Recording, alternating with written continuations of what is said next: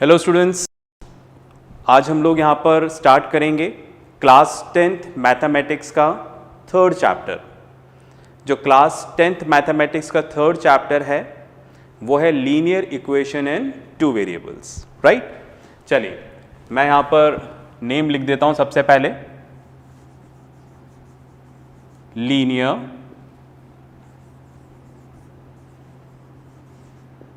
Equation in two variables, right? Chapter start करने से पहले हम ये समझते हैं कि linear equation in two variable होता क्या है। ओके, चलो समझने की कोशिश करते हैं। तो यहां पर मैंने एक एल्जेब्रिक स्टेटमेंट लिखा 2x plus 3y equals to 5। Okay, अब आप ध्यान से इस एल्जेब्रिक स्टेटमेंट को देखिएगा।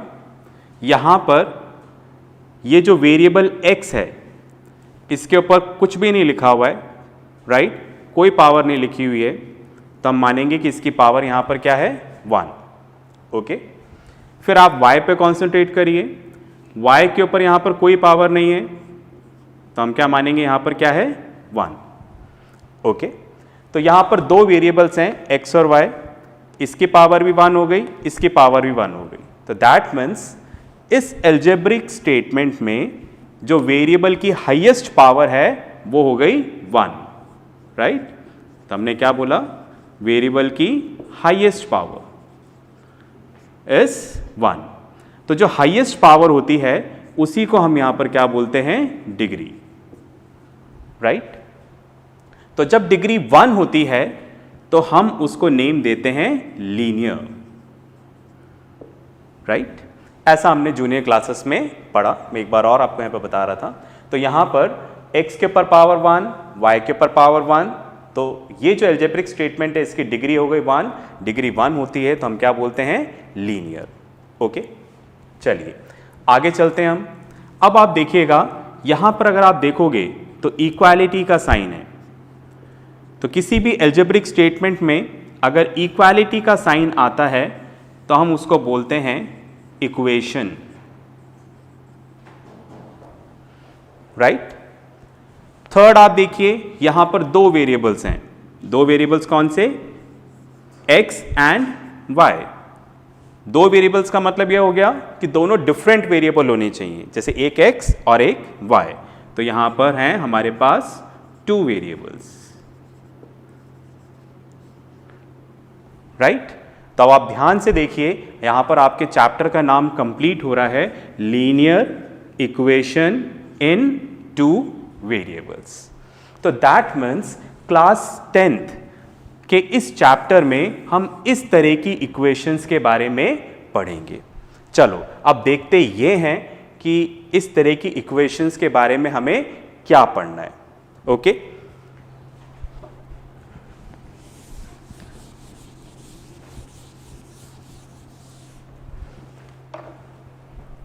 अब आप देखो क्लास 10th में आपको इस तरह से इक्वेशंस दी जाएंगी, 2x plus 3y equals to 5।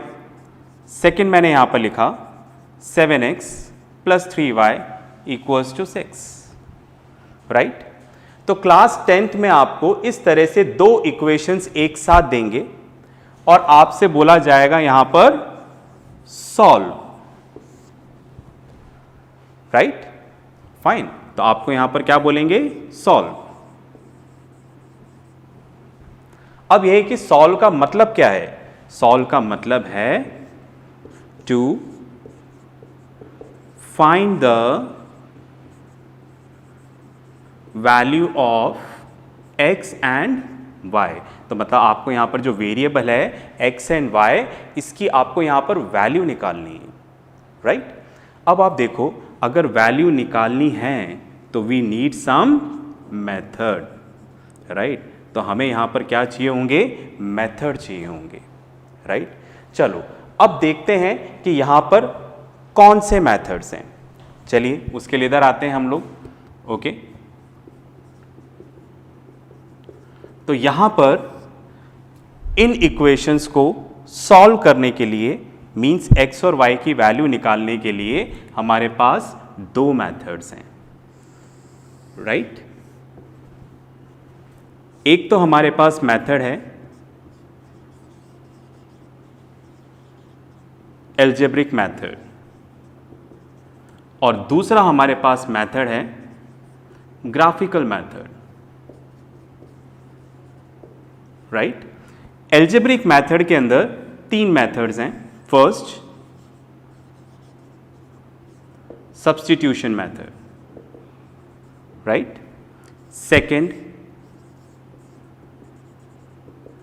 Elimination method and third, cross multiplication method. और जो ग्राफिकल मेथड है वो सिंगल मेथड है। ओके, तो मैंने आपको क्या बताया कि क्लास 10th में हमें इस तरह से दो इक्वेशंस एक साथ दे दी जाएंगी और हमसे बोला जाएगा कि सॉल्व का मतलब to find the value of x and y। Solve करने के लिए हमें मेथड चाहिए, तो हमारे पास दो मेथड है यहाँ पर फिलहाल, algebraic method and graphical method. Algebraic method के अंदर तीन मेथड हैं, substitution, elimination and cross multiplication. अब हम एक एक कर तीनों मेथड्स पढ़ेंगे। स्टार्ट करेंगे सबसे बेसिक मेथड सब्स्टिट्यूशन से, फिर एलिमिनेशन, फिर क्रॉस मल्टीप्लिकेशन और फिर हम लोग किस पे आएंगे, ग्राफिकल पे, राइट। तो हमें स्टार्ट करना है सब्स्टिट्यूशन मेथड, ठीक है, right. I will rub it, फिर हम लोग सब्स्टिट्यूशन मेथड स्टार्ट करेंगे।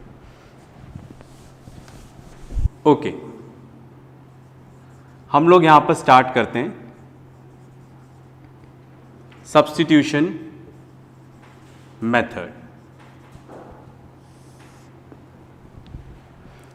ओके, चलिए इस मेथड से क्वेश्चन को सॉल्व करते हैं। बहुत ही बेसिक मेथड है। इस मेथड को स्टार्ट करने से पहले आपके प्लस और माइनस अच्छे से क्लियर होने चाहिए, राइट, फाइन, क्योंकि उसकी मिस्टेक्स ज़्यादा होती हैं, उसका हमें स्पेशली ध्यान रखना है। चलिए एक बेसिक क्वेश्चन हम लोग यहाँ पर लेते हैं, ओके, और स्टार्ट करते हैं। जैसे मैंने यहाँ पे लिखा, solve 3x plus 2y equals to 5, 7x plus 3y equals to 10। अब आपसे बोला गया solve means you have to find out the value of x and y। आपको x और y की वैल्यू निकालनी है। चलिए स्टार्ट करते हैं। तो यहां पर मैंने लिखा आंसर। सबसे पहले आप इन इक्वेशंस को दोबारा लिख लें।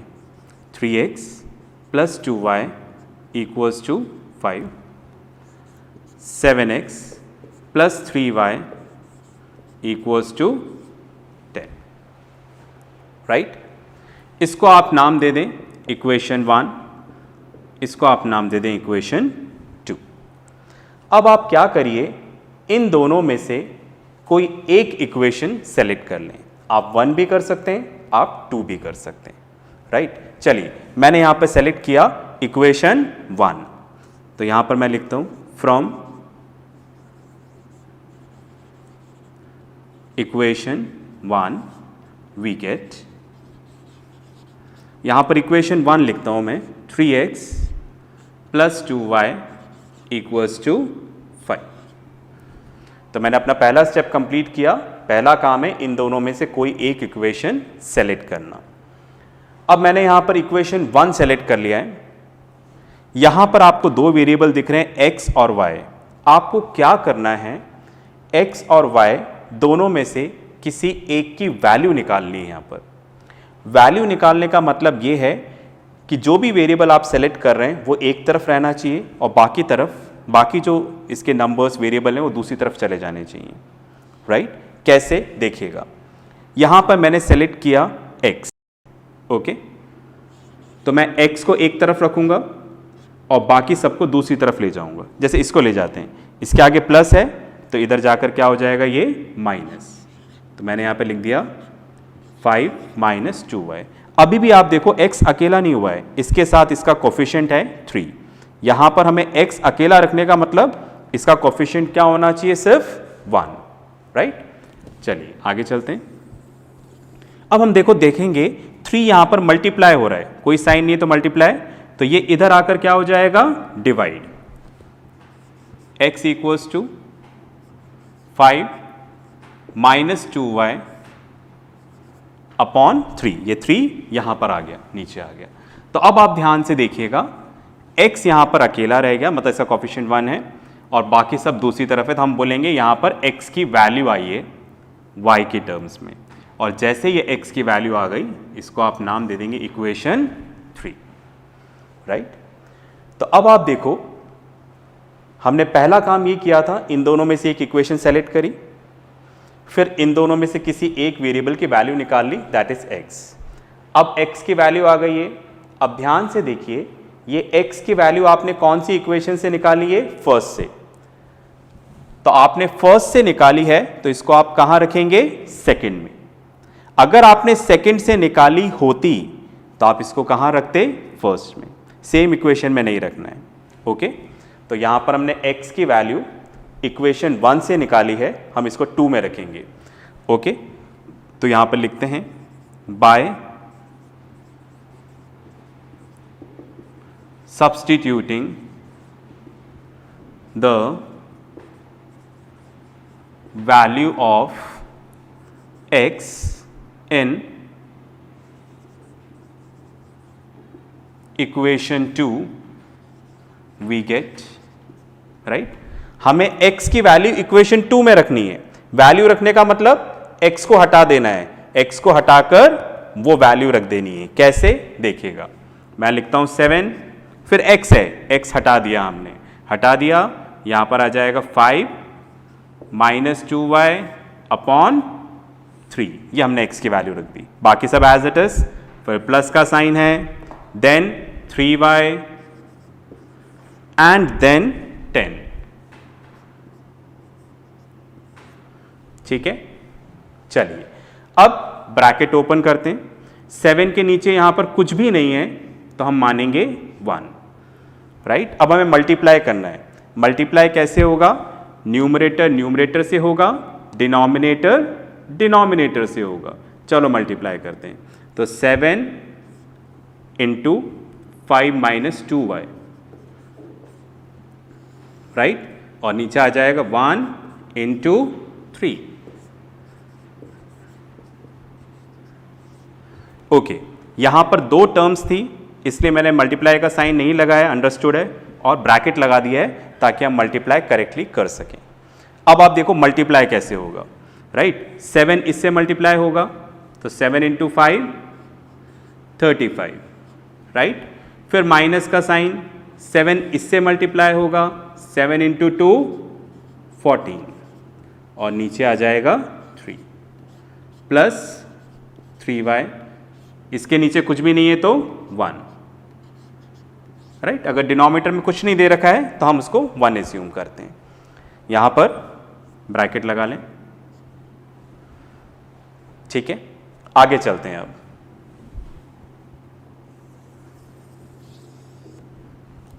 अब आप देखिएगा, यहां पर हमें एलसीएम लेना है, ठीक है, राइट।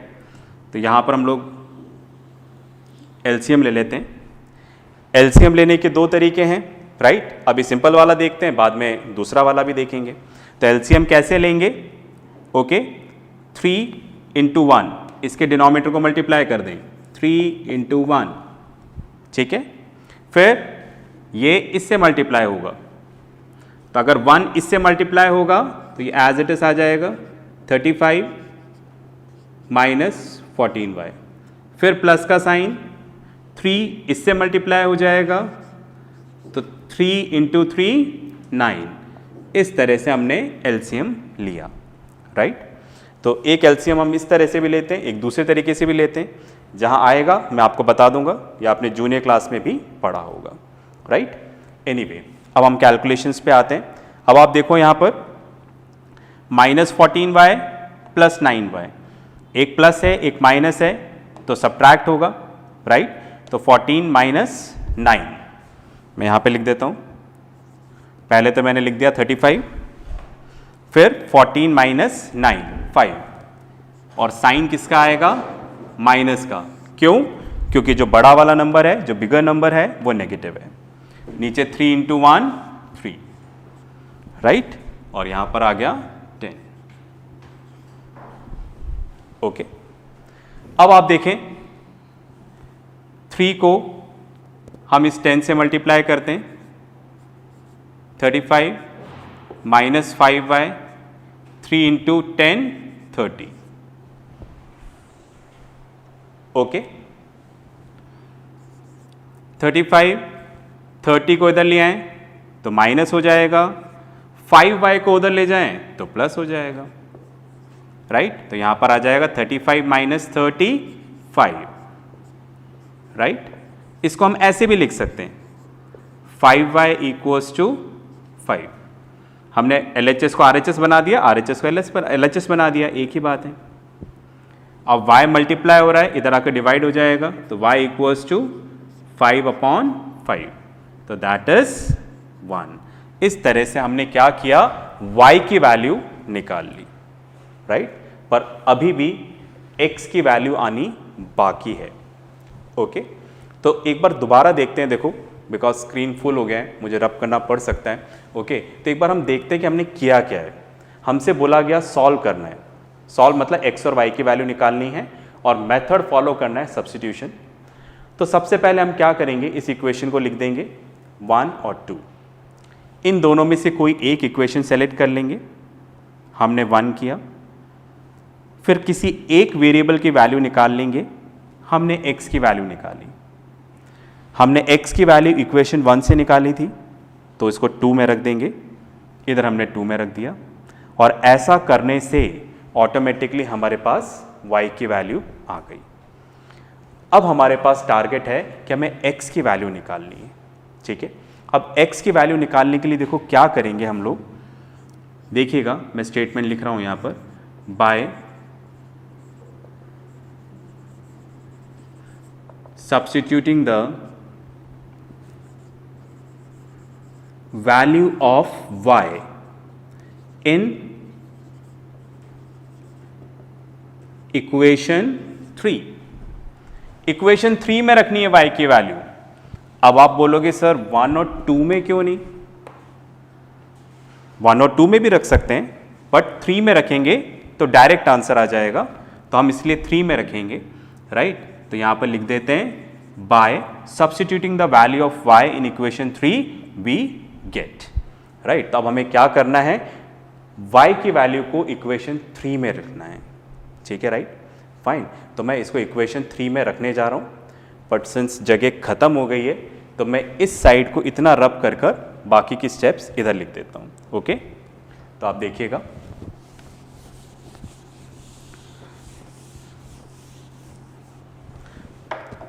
ओके चलिए, तो हम क्या कर रहे हैं, जो y की वैल्यू है उसको इक्वेशन 3 में रख रहे हैं, तो इक्वेशन 3 में रखते हैं x equals to 5 minus 2 into 1, y हटा दिया और y की जगह जो इधर वैल्यू आई थी इसको क्या लिख दिया यहां पर 1/3, बस आ गया हमारा answer. 5 minus 2, 2 into 1 2, right. x equals to 3/3, that is 1। तो देखो हमसे जो बोला गया था ना वो हमारा काम पूरा हो गया। दैट मीन्स हमें x और y की वैल्यू निकालनी थी, x की वैल्यू 1 और y की वैल्यू 1। ओके, अब हम लोग यहां पर एक फाइनल आंसर लिख लेते हैं, राइट। तो therefore x equals to 1 and y equals to 1 is the solution of given system of simultaneous linear equations, right? तो इस तरह से हमने x और y की वैल्यू निकाल ली है, ठीक है। तो मैंने आपको एक सब्स्टिट्यूशन मेथड बताया है, ध्यान से सुनिएगा, मैंने सिर्फ बताया है, राइट, आपको सिर्फ समझाया है, राइट, पर आपको समझ में तब आएगा जब आप इस वीडियो को दोबारा रिप्ले करके देखेंगे एक बार, और उसके बाद जो मैं आपको क्वेश्चंस दूंगा वर्कशीट में, राइट, उसको आप करेंगे, फिर कंसर्न टीचर से डाउट पूछेंगे, राइट, तब आपको ये मेथड क्लियर होगा। ठीक है, यहाँ पर मैंने हर एक स्टेप लिखी है बिकॉज ये पहला क्वेश्चन मैं आपको करवा रहा हूँ। मैंने यहाँ पर प्लस भी बताया, माइनस भी बताया, मल्टीप्लाई भी बताया, ठीक है, राइट, ये सारी चीज़ें बताई हैं, बट ये सारी चीज़ें आपको यहाँ पर एग्जाम में लिखने की ज़रूरत नहीं है, मैंने तो सब बता दिया है। आप अपने हिसाब से कुछ स्टेप्स कम भी कर सकते हैं, राइट। मैंने अपनी तरफ से एक कंप्लीट क्वेश्चन दिया है, राइट, ताकि सबको समझ में आ जाए। ओके, तो आई होप ये आपको मेथड क्लियर हो गया होगा। तो इस तरह से आपका ये सब्स्टिट्यूशन मेथड है, बहुत ही सिंपल सा मेथड है, राइट। तो ये आपके पास वीडियो आएगा तो इसके साथ एक वर्कशीट भी आएगी, ठीक है, राइट, वो वर्कशीट आपको ज़रूर करनी है। ओके फाइन, अब हमारा इसके बाद जो क्लास का है वो है एलिमिनेशन मेथड, जो मैं आपको नेक्स्ट क्लास में बताऊंगा, राइट। बाय।